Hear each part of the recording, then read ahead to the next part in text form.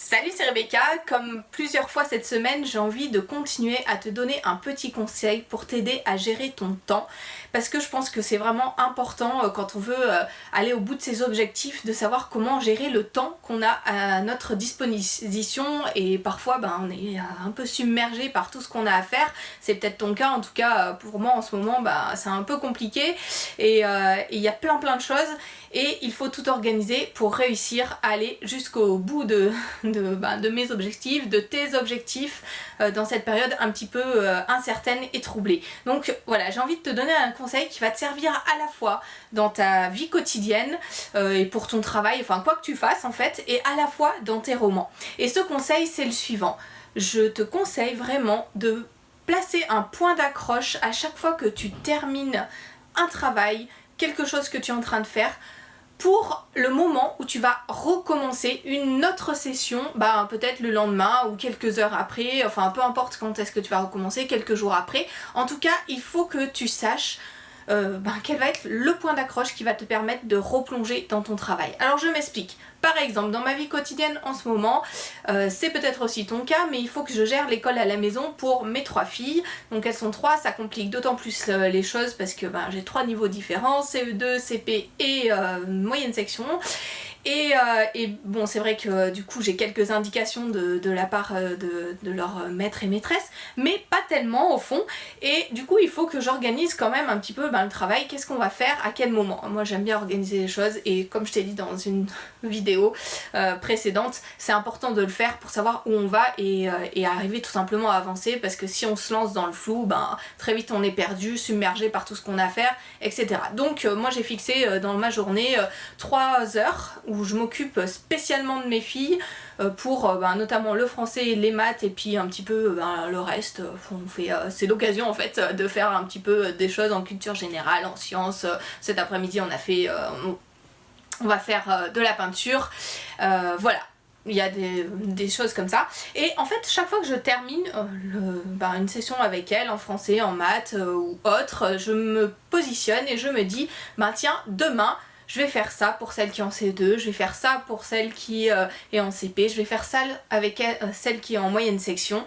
Et comme ça, je sais, le lendemain, hop, quand elles arrivent et qu'elles me disent allez hop maman on se met au travail, voilà, elles sont hyper motivées et quand elles me disent ça, je sais sur quoi est-ce que je vais repartir.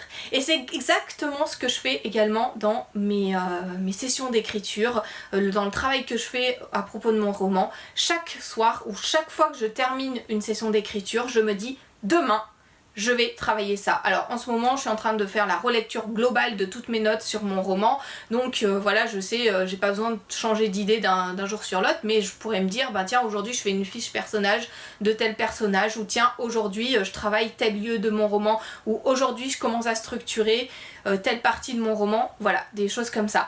Et de le savoir en fait, ça aide vraiment à se mettre directement au travail, parce que ce qui est le plus compliqué en fait dans n'importe quelle tâche, c'est toujours de commencer. Une fois qu'on a commencé, c'est beaucoup plus facile de continuer, on est pris dans le lancement, voilà.